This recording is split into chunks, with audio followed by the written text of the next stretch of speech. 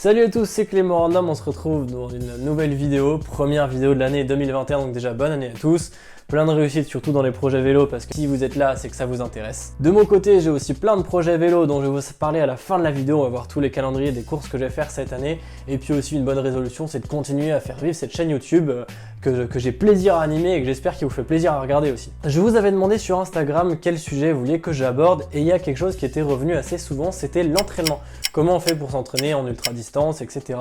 Et bah du coup, dans cette vidéo, je vais vous présenter tous mes secrets.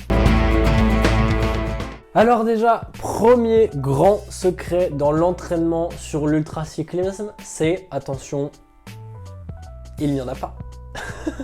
Tout simplement, il n'y a pas vraiment de grands secrets magiques, il n'y a pas un truc fou qui va permettre de tout changer, non. Mais par contre, il y a plein de petites choses qui pour moi ont réussi. Donc je vais vous partager des conseils qui pour moi ont fonctionné.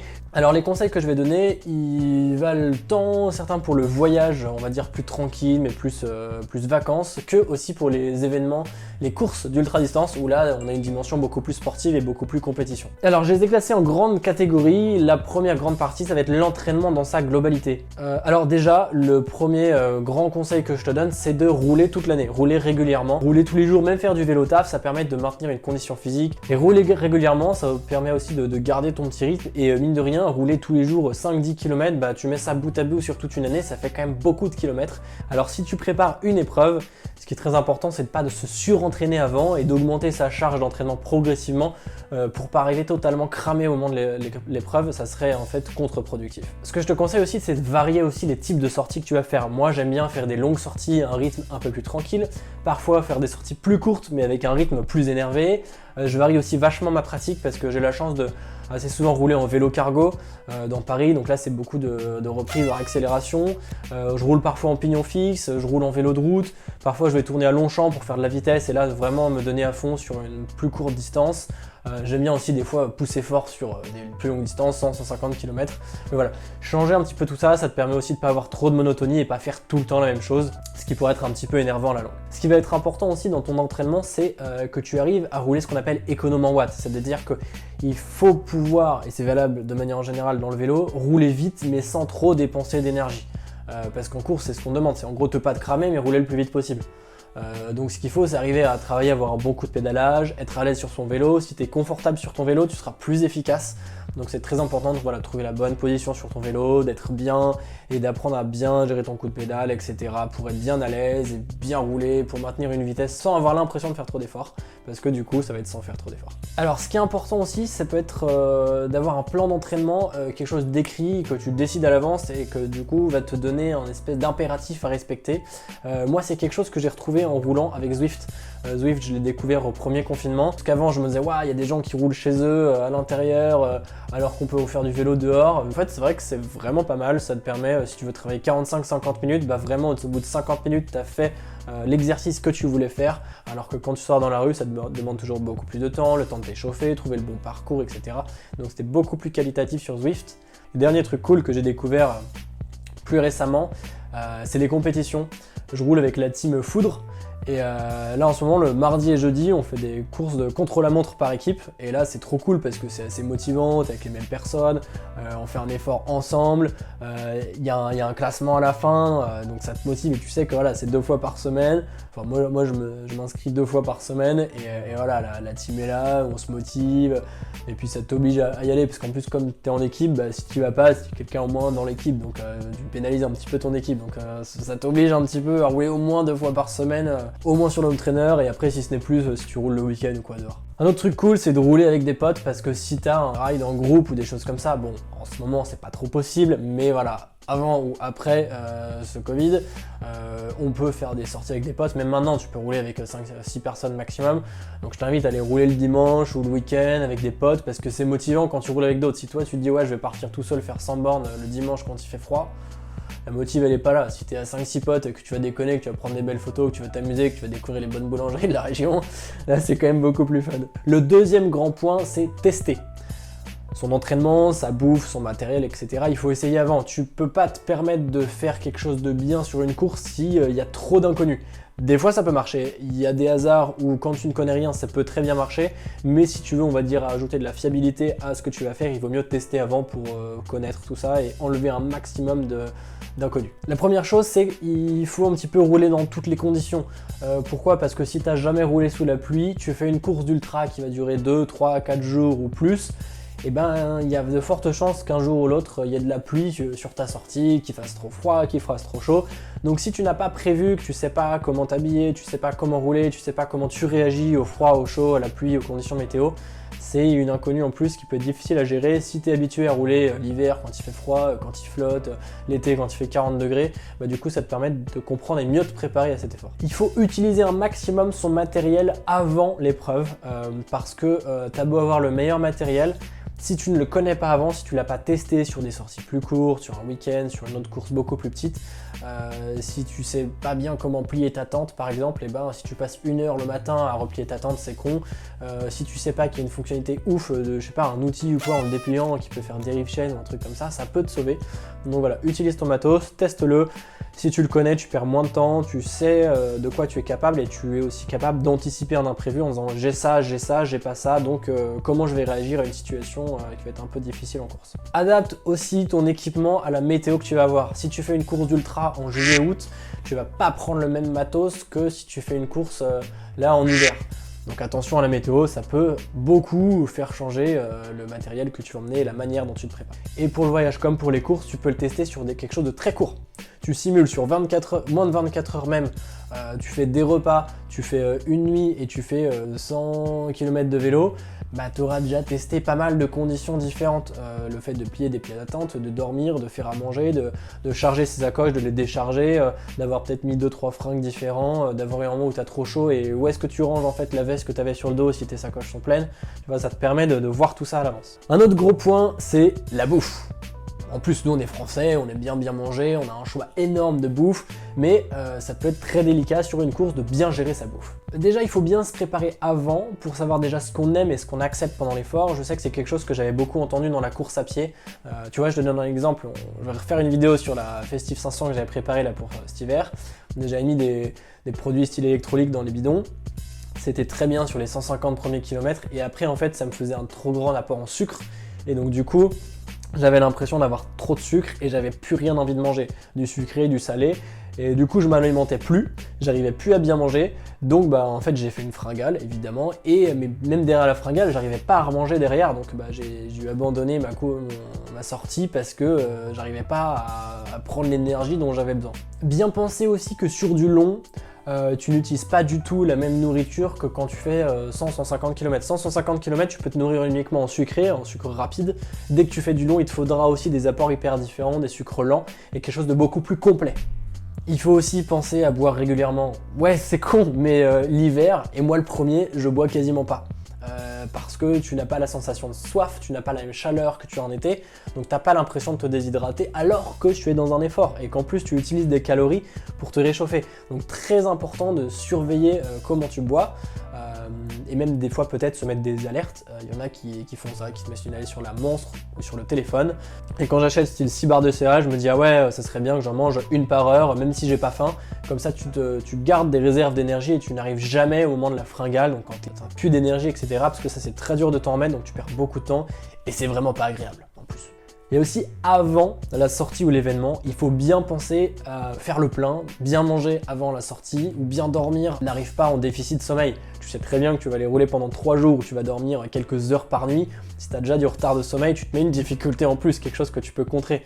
Donc moi ce que je fais c'est qu'avant une grosse course, je prends au moins 3, 4, 5 jours où je mange bien et je dors beaucoup et j'essaie de diminuer un petit peu le travail, prendre des jours off ou quoi et vraiment faire peu d'efforts sportifs pour vraiment te régénérer et être prêt à faire ce gros effort parce que ton corps il va prendre cher pendant plusieurs jours.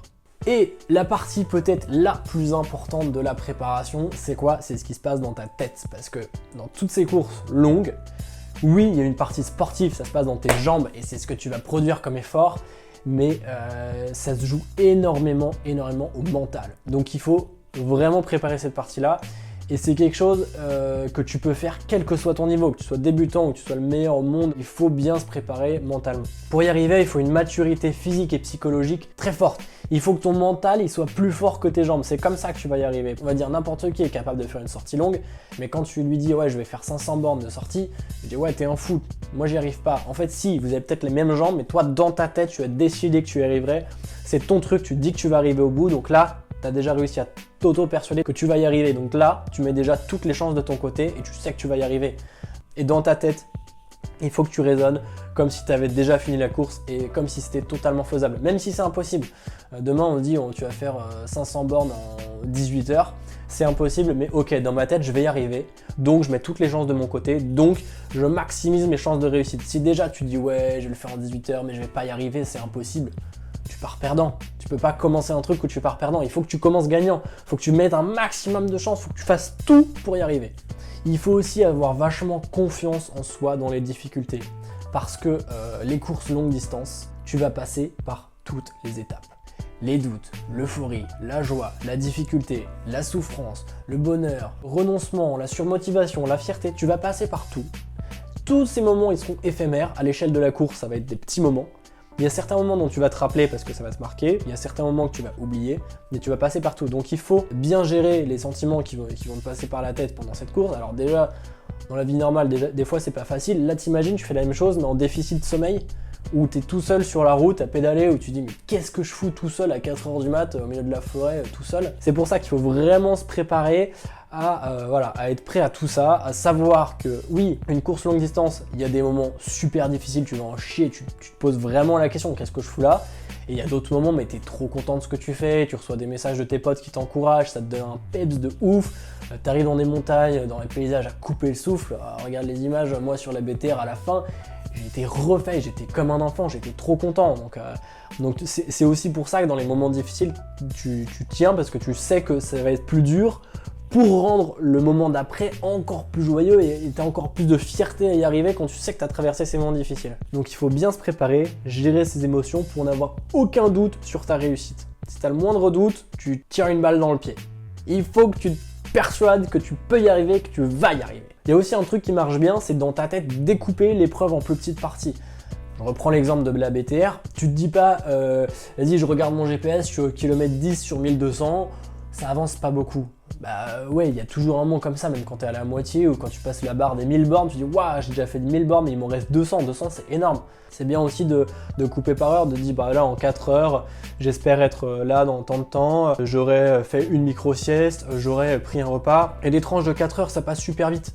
Mais du coup, tu enchaînes des trucs qui marchent super vite. C'est comme en montagne, quand tu vois une montagne au loin et tu te dis je vais la grimper. Si tu regardes le sommet, tu peux marcher, tu peux faire beaucoup de kilomètres. Le sommet, tu le verras toujours, tu as l'impression qu'il n'a pas bougé alors que toi, tu as bien avancé. Si tu regardes les 2-3 mètres devant toi, tu regardes, tu dis waouh, j'avance en permanence, c'est fou. Là, c'est pareil, mais sur une épreuve un peu plus longue et des fois sur un objectif que tu ne vois même pas tellement c'est loin, 1200 bornes.